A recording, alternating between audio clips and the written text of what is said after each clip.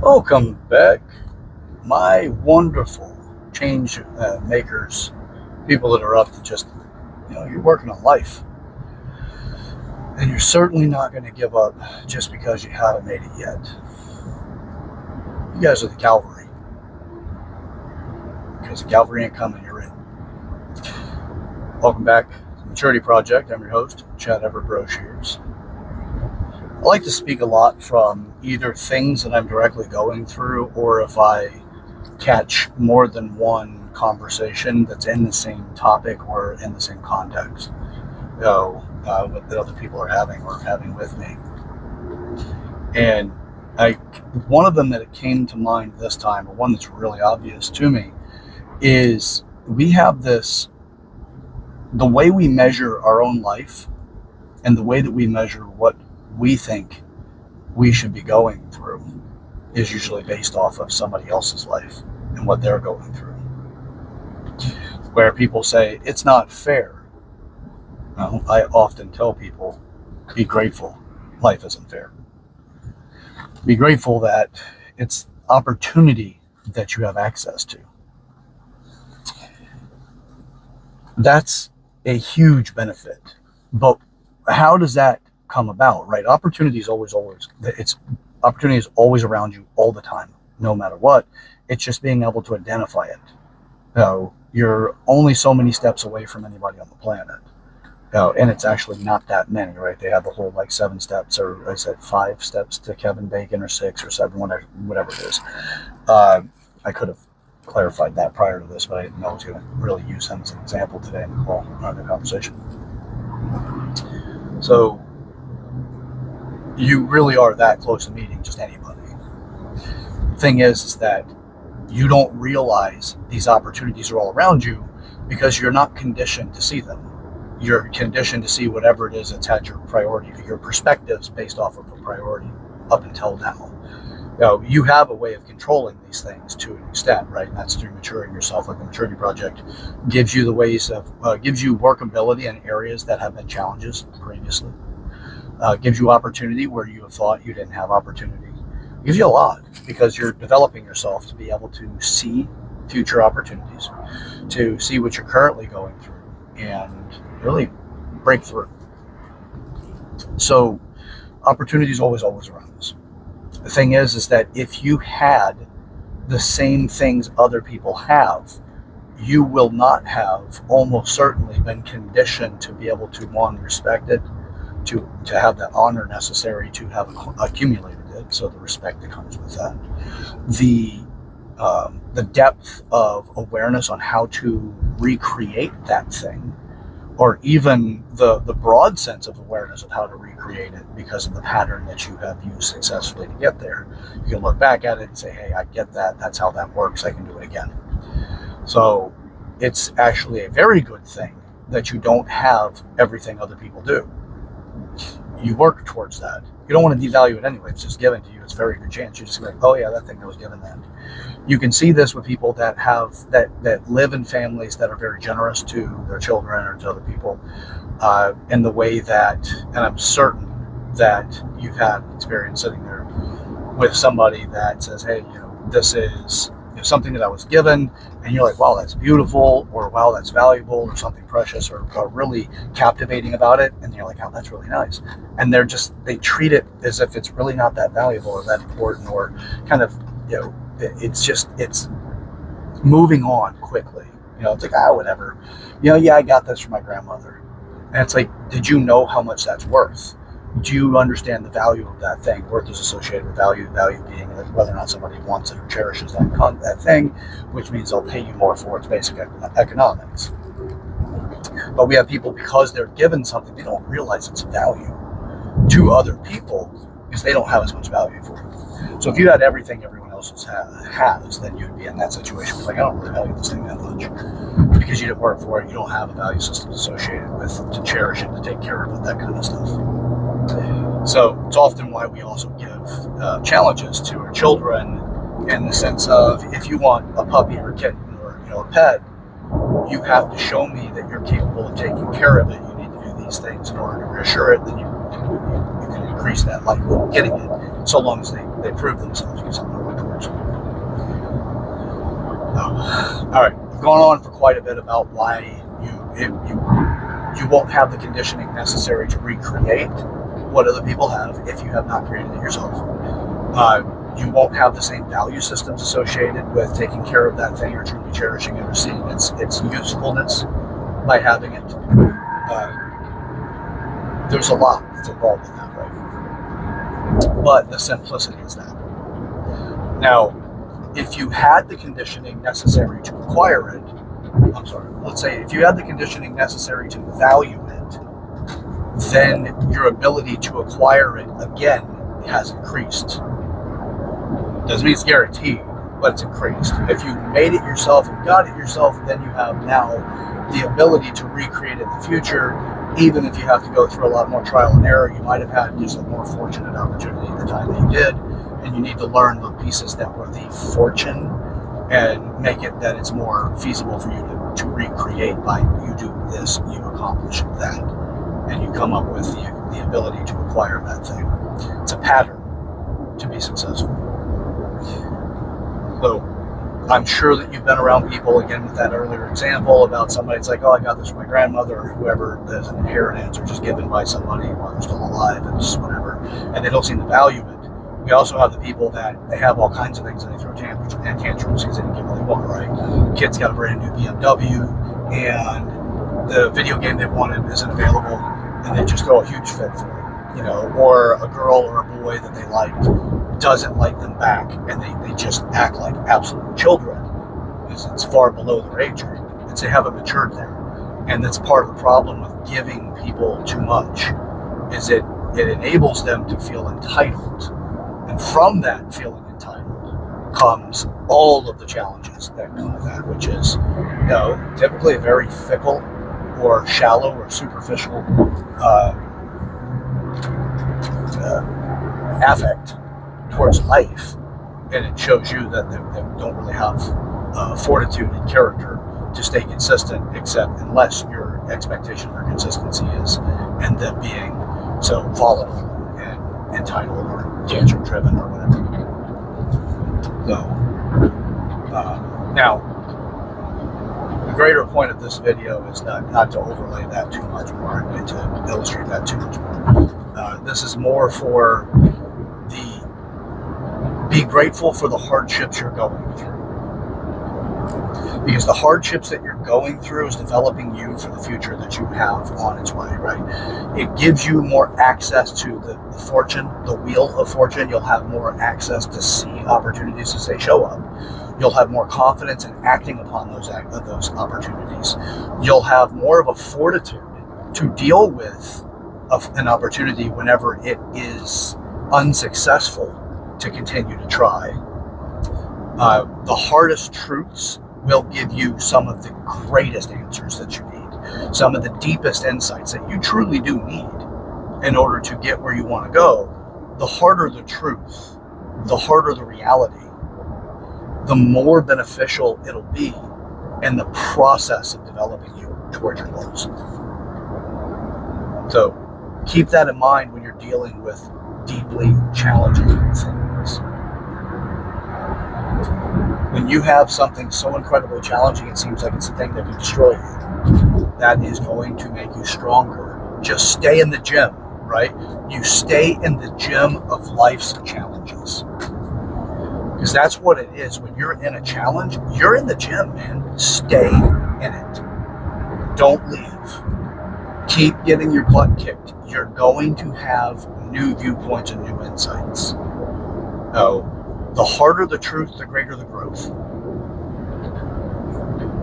Now, I will speak from very recent experiences. And when I say recent, so the last couple of years, but they're incredibly eye-opening experiences. And I'll speak from that is what comes of the reality of when somebody who is truly close to you, somebody who becomes so pivotal in who you have become, the future that you had conceived with that person, the reality of that opportunity, the future that could be. You have a foundation of what the future looks like built into that person. And then you find out they're not who you thought they were. That they might actually be so incredibly, in contrast to who you thought they were, that you are convinced that they are not in fact who they are. They are somebody else. That can really shake you up to the point that you may devalue a lot of things. But again, the harder the truth, the greater the growth.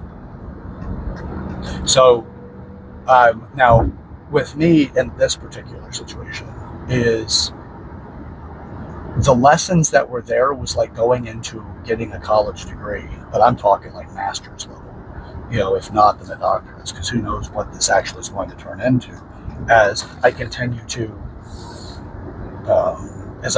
unfold what has been, unburdened by what could be.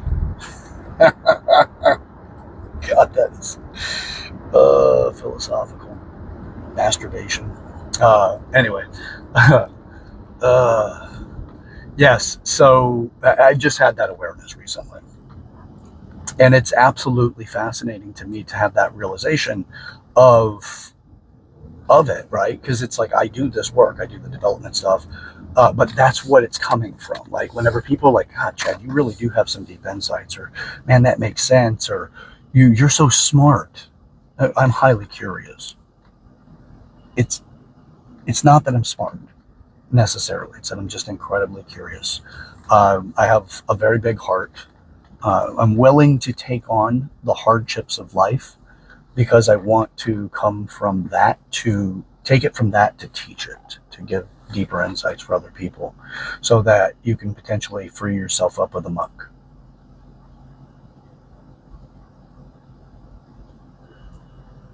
So what I'm always looking to do is to grow. I'm addicted to it. I'm obsessed with it. Always looking for what the potential outcome can be and then to guide it as best as possible and accept whatever's true and real.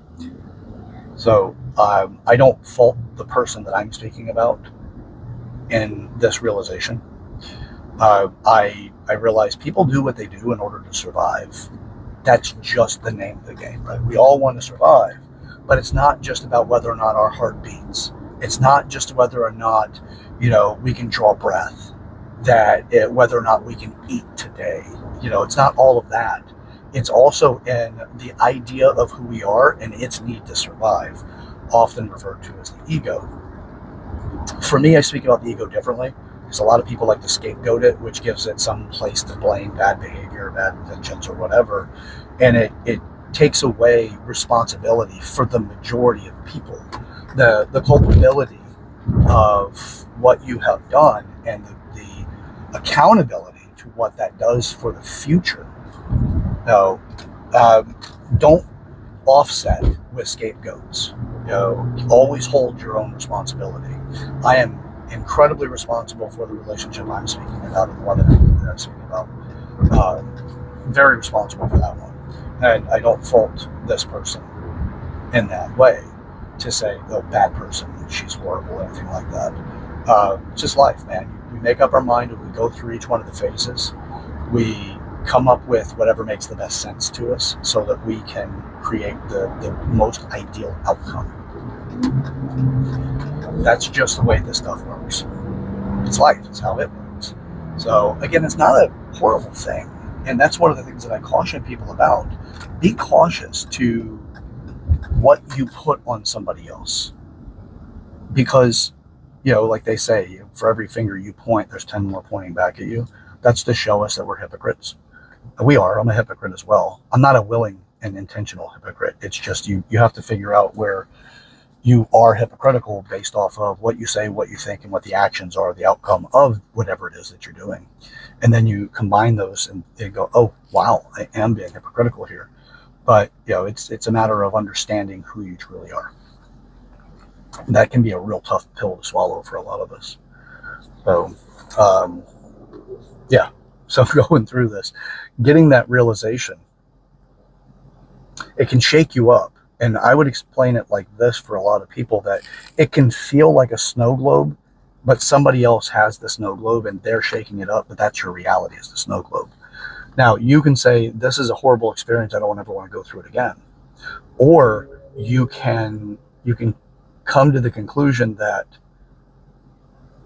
this happened for these reasons, and you look back at your own responsibility in that whole process and then grow from it. It's one of the hardest truths to face whenever you think that somebody who is really supposed to be there, or that you had a conversation with, that they're going to be there and that you guys are going to create whatever you create and that kind of thing. And it can be incredibly challenging to deal with that reality.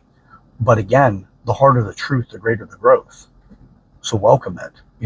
It's not without sleepless nights. It's not without the emotions that come with the awareness. It's not without any of that stuff. That stuff only fortifies, for me, that only reinforces and fortifies my resolve for humanity. Because nearly all of us have some deficit when we're measuring other people's lives against what we have, where we're coming from, right? It's like you hear kids going, you never gave me X, Y, and Z.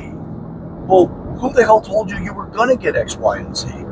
Like, from my own experience, my oldest brother was bedridden, so he was in cerebral palsy, so he didn't get a vehicle. My second oldest brother had gotten a truck from my father when he turned of age to drive, so he got a vehicle. And that was to help him get to school, things like that, or work. And then my older brother, which is younger than him, so it's Michael, and then Jason got a truck as well. We lived out in rural Florida, and we were good, I believe, 11 miles from our high school, 12 miles, something like that. So then our bus that was not, we were zoned differently, and they regularly rezoned us. When I say regularly, just a couple of times in my lifetime, but still they rezoned us several times. So we wanted to keep consistency of going to the same school, stuff like that. It was time for me to get a car. I came of age, and I said, well, which one am I getting? So my dad had several vehicles. And he said, you're not getting one. What are you talking about? I'm not giving you a car. And I'm like, why aren't you giving me a car? I got to get to work and school. I want to work. It's like, well, I'm not giving you a vehicle. And then it was just a big fight and all the rest of stuff, because I thought I was entitled to having a vehicle given to me. So I was measuring what my future should look like based off of what I observed in my brother's past when they got of age. So now take it outside of that and just take it to other families that have differing financial backgrounds and availability, different resources, different education systems, and internal family education systems, how they taught and developed and raised their children, which is actually an education system. It's just not the public one. So you teach your kids what you teach them based off what you understand about life. That's education. Same thing with them. So when you're doing that, you're measuring what it's supposed to be like against what you have. Now, this turns into a lot of problems over time, because what we do is this doesn't just stop with that, with what other families have, as that was an example here. It also goes into what we expect other people to do and what we expect of them, and then we start associating what was right or wrong based off of that, which is our expectation of another person. The reality is that is not a guarantee. We use the same words when you speak the same language, but it does not mean that the definitions in those words are actually what was intended throughout the entirety of the context of what you're talking about. It can be two people mean different things, but they said the same thing. If you don't have the depth of understanding and awareness in order to have a communication system that is more effective, which can be speak it back to them to say, okay, from what I understand what we're talking about here, this, and then you can let them know what you believe the conclusion is of it, what the important pieces are of that conversation, timelines if that's associated with it. There's a bunch of it that's there. But it's the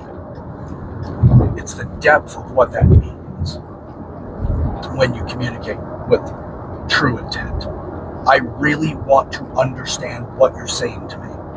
That will clarify things, so you don't use the expectations for things that, even though you spoke about it, because when you feel you're betrayed, you're more likely to be very aggressive against that person, against their character, against them as an overall whole. You can be burning bridges simply because you don't understand where they're coming from, who they are, what their expectations are, where they're afraid to be truthful and honest.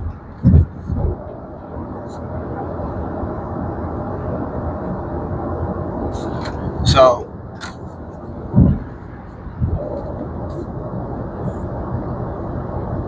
if you want to have more meaningful relationships, you are going to want to understand the past in such a way that is now a powerful growth mechanism for you. And you want to be able to not hold your past against somebody else just because they may have similar trait values to what you've experienced. Now, I'm for humanity. I am for developing maturity for humanity.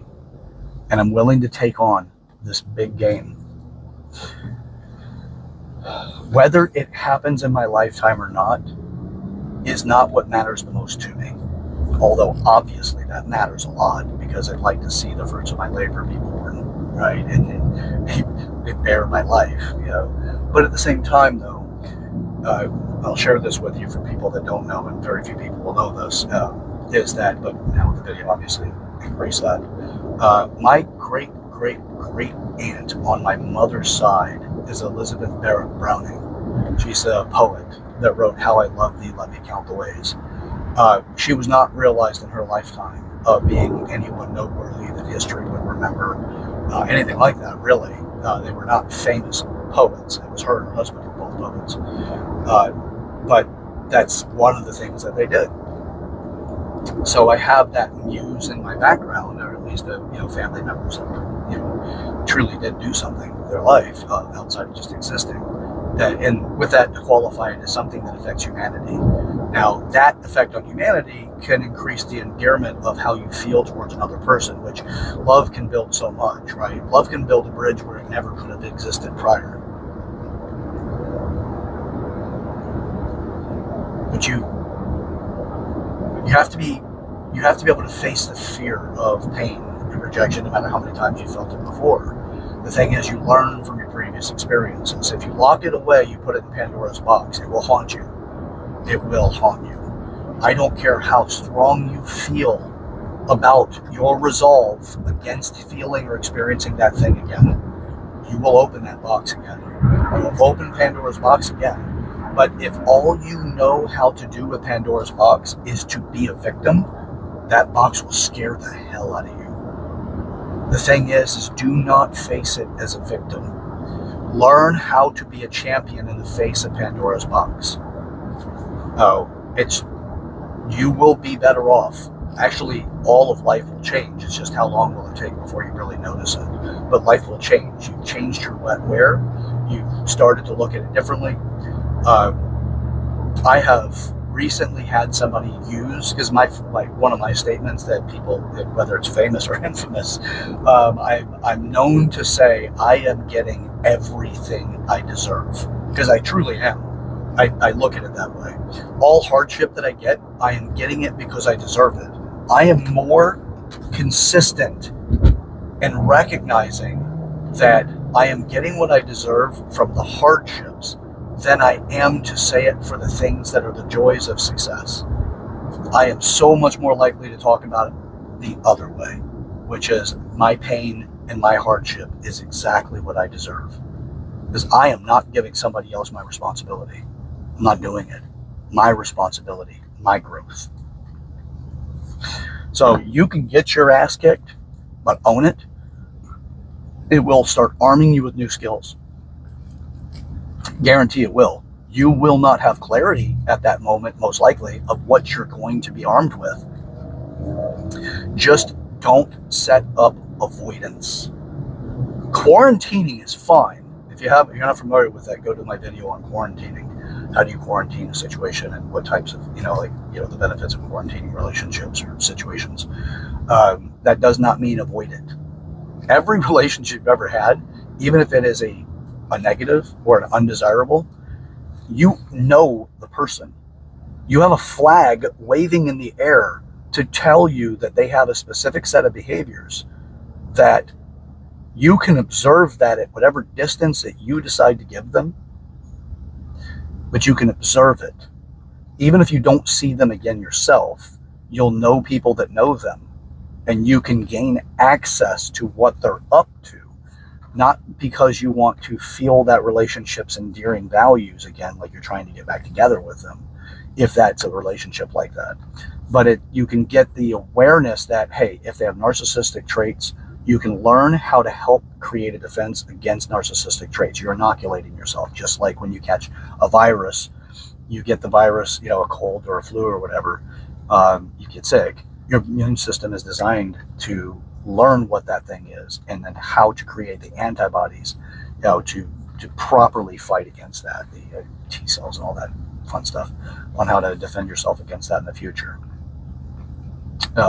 And the more you get exposure to it, the more inoculated you are, so you won't even notice symptoms whenever it comes around again, because your body knows how to deal with it. Or the symptoms will be so minuscule by comparison that if you did not have that exposure prior. So it's just the joy about the way things work. Same thing in psychology, the same thing in just existing. It's a living organism behavior. So don't get rid of your red flags, quarantine them.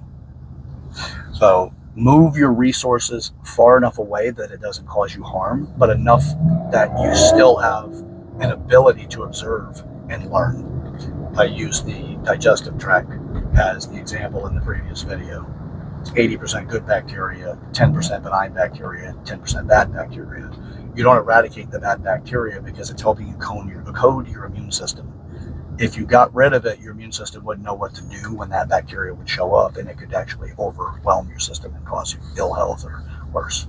So your body keeps 10% bad bacteria in order to understand that. That's typically, I believe that's housed in the colon. But regardless, I've got a lot of brushing up to do when it comes to the medical side again, since I've been focused on the business growth and personal maturity elements. But anyway, I'm just highly curious. I'm not saying don't take my word for it. Look it up, learn for yourself. But continuing on with this, the hardest truths create the greatest growth. Face it, man. Don't eradicate, don't nuke your Pandora's box, because that's the same as wiping out all of that bad bacteria in your intestines, because it's going to leave you void of the lessons that were presented to you. Hardship is a lesson. Learn it, and that hardship is far less of a hardship in the future. Just learn it. That's it. Why not? What else are you going to do? Pandora's box is all of these different things that you've already gone through. You just didn't learn as a whole what those things were and what to do with it. So learn it. Why not? I'm all about it, man. Let's grow. Let's get this stuff. Let's learn this stuff. Let's grow. What else are we going to do? Man, I want to have an incredibly fulfilling life. I want to have the kind of life that people are like, damn, man, you lived. But you need to create that stuff. It's not going to happen by accident. Don't do life like it's a fucking lottery. Learn now. This is happening. I do not put the weight of the world for the conversation I was talking about with understanding of a certain situation with somebody. I don't put the weight of the world on that person. Like, the lessons that she has will come to her in time if she chooses to learn them. I have planted the seed for growth, and whenever it is desired to actually grow, it'll take its root. When the desire is high enough, right? The desire can be the sunlight. I put it in the soil, fertile soil. The challenges that we had are the mixing of that soil, because that's giving the fruitfulness of the opportunity for that seed to at least have the right things to grow from. And then now it's the attention as the sunlight. So desire and attention are going to be the sunlight sources here. So that'll warm it up. That'll get that little sucker to start germinating into creating some roots and a little stem to come popping out, and then the opportunity for change can occur. So I hope the best for her in that way. And I truly think that, and I value what I have gone through significantly, but it's the hardest truths. And it's been an interesting journey to come to the realization of that. So find it, man. It's such a great opportunity. It's why throw it away, and why put it in the why put it in the trash, right? Just quarantine it if you have to, but learn from it. Yeah, you're gonna have experiences anyway. The thing is, the way I look at it, it's like taking a map of a city, and then all that you've tried in the past. If you take the standard or the most common approach, all the things you've tried in the past, you just say, don't go down that street. Not going down that street. Don't go into that area. That part of town is off limits. Before you know it, you've only got a small part of the town that you can actually go to, the city. You get a very small portion of it because everywhere you've been, you're like, no, I'm not doing that again. I'm not going there. You're going to avoid everything about it, which you have so much to experience in all those places. You just won't go there again because you're like, hell no, I'm not going there. I'm not going to go get, have the consequences of going there again. Why do that? But if you need to recover, that's what quarantining is for. You quarantine and go and recover, man. You go put yourself together. For me, the more it rocks your world, the more the snow globe gets shaken up, the greater the growth will come out of it if you keep this mindset. Because this mindset is 100% centric to growth. It's all about it. Bring it on. I'm getting everything I deserve. Everything. Now, with the previous statement, and I didn't complete that, is I had that recently used as a kind of an intention to use it as punishment in the conversation. You are getting what you deserve. Yep, I am. Yeah. If it was intended to be said in order to hurt me, it didn't work because that's the way I see it. They really do get everything they deserve. Because that's for me, man. That's the growth. I'm just taking all of the material and the resources that come out of everything I deserve to build the beautiful thing that is being created. Because I come from having a very, for me, my heart is pure. For me, I'm doing what I'm doing because humanity needs it.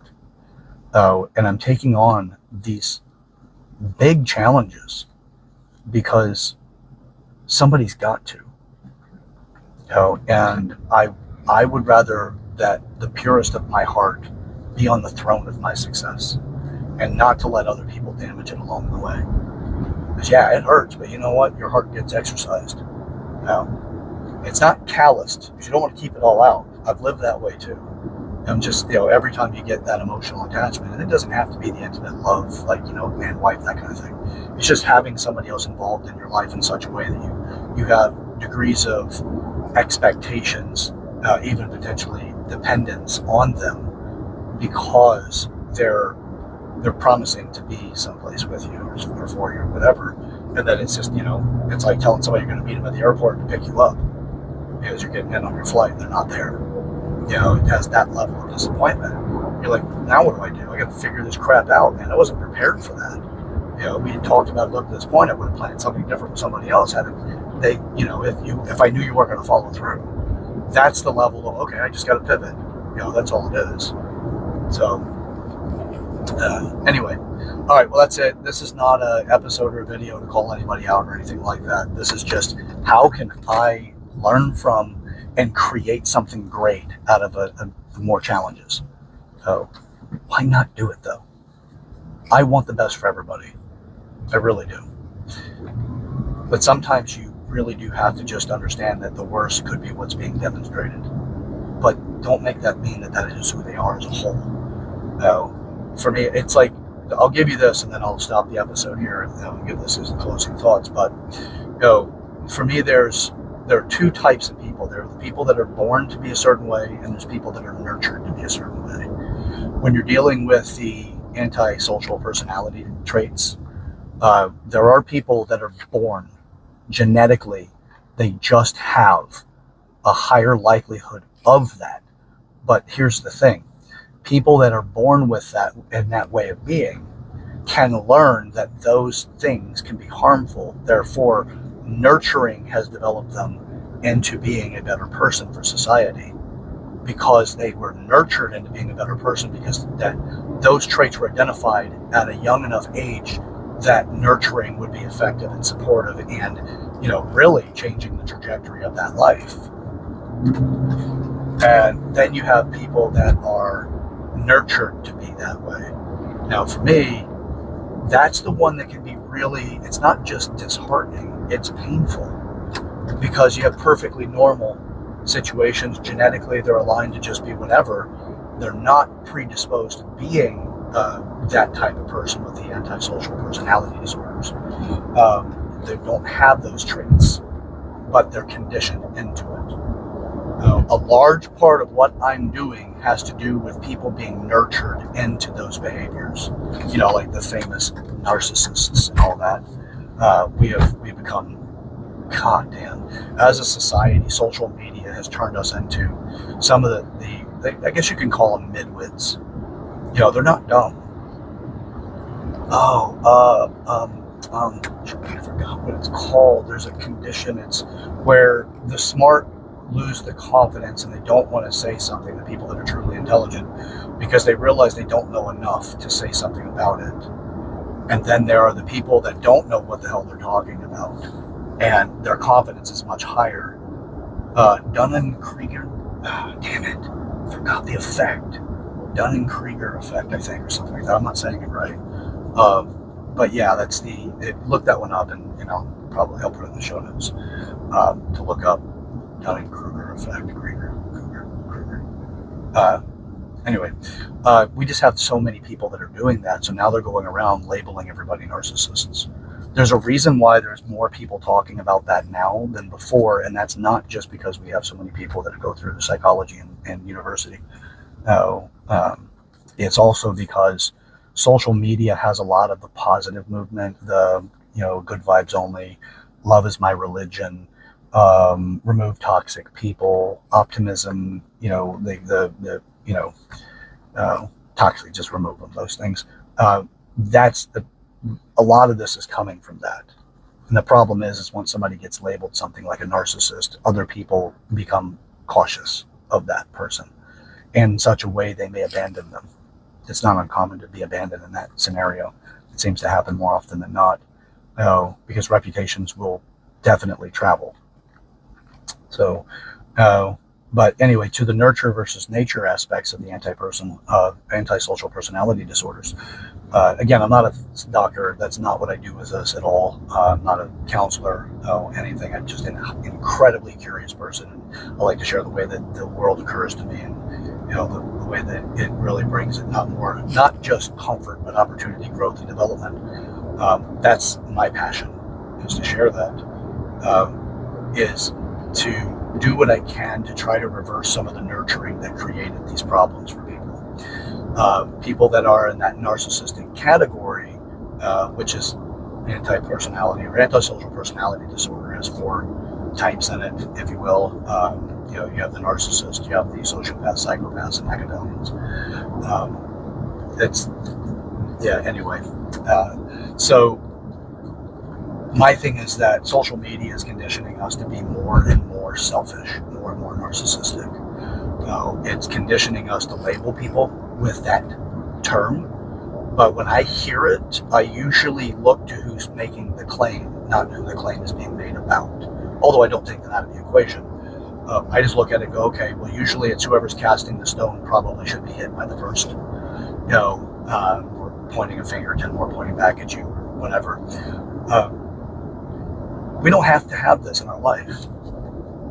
We can have something different. I am actively writing a relationship workbook that has 4 different types of relationships. 4 different levels of relationships in multiple different types, and it's up to you what type works best for you. And then at this stage of your life, what level are you committing yourself to when you meet somebody or when you're in one, so that you can create more clarity about what that relationship is to mean and what your expectations are. It does have partner work with it, so it's not just you doing it by yourself, your partner does it with you, or your prospective partner, that kind of thing. Because one of the things that are the most commonly sought out, the most common activities that we have is relationship activities. Looking for the right person, all of that stuff. It's become a pastime for a lot of people. What is that stopping you from doing outside of that pastime? You got a lot of stuff you can do. You could be focused on your business, you could be focused on your family, you could be focused on your own growth and development. There's a lot of stuff that you're not doing because you're focusing on that. And the majority of people that I talk to and what I observe on social media and in person is they're looking for the right person. They're not out to be the right person. They're looking for the right person. Well, the problem with that is that it's a lottery type approach to dealing with relationships. Good luck with it. Or you can be the person that you would respectfully date. So anyway, writing a book for it. It's a workbook, so it's not just you read it. It's you fill it out, you complete it, but it guides you and it gives you different insights. So, and if you're interested in that, send me an email. I'll give you some more information on it. That's the email is yourmaturityproject@gmail.com. That's YOUR maturityproject@gmail.com. Well, until next time, share this video with the person in your life that you want to start a meaningful conversation with. Oh, look, you're the cavalry. It ain't coming. If you want to see something different in life, you need to be the difference in life. You can either be the person that pulls your phone out when something's happening, or you can be the person to try to help out the hardship what somebody else is going through. You can be the witness in the crowd that says, hey, I might get some recognition off of recording this, or you can be the person to be like, look, I'm doing what I can to save you in this moment. I'm trying to help. I want to help. Or just be one of those other people. I don't give a lot of respect to the person that's just holding the camera. What I give people that are doing that is I give them you're part of the problem. Now, I'm not cursing them to being part of the problem forever, but in that moment, they chose something that I don't consider to be the right choice. Humanity is on the other end of our decisions. We need to make the right ones. Show this video to the person in your life you want to make a meaningful change with, something different. Accountability is a huge benefit. Create the life you want to have. But damn it, you got to do it. If not, what are you going to have? So it's time. Nobody's coming to help us. We got to be the ones to do it. If you think a politician's going to, you were wrong. Anyway, yeah, most of them are just talking heads and liars. Because they've learned how to get to the top is being the most convincing person. Doesn't mean they're going to follow through on a damn thing. So if you want to see some change in that too, we need to grow up, mature ourselves. You won't vote for people that aren't mature. You can see they haven't done what they said they're going to do. You can hold them accountable. So otherwise you get distracted because all that emotional nonsense that's coming out. So same thing goes for any relationship we have. All right, that's it for today. This is the Maturity Project. I am your host, Chad Everett Broshears. Share this video with people in your life. Comment on in the comment section. Be a part of the community. Let's hear from you. And the path to hell is paved with good intentions, man. We're not going to do that. Well, it's a declaration. Make that declaration today. I am not going to let these good intentions take me to hell or anybody else. But you got to grow when you make that declaration. So, all right, subscribe to the channel. Let's grow this community. All right, till next time, let's get to it. See ya.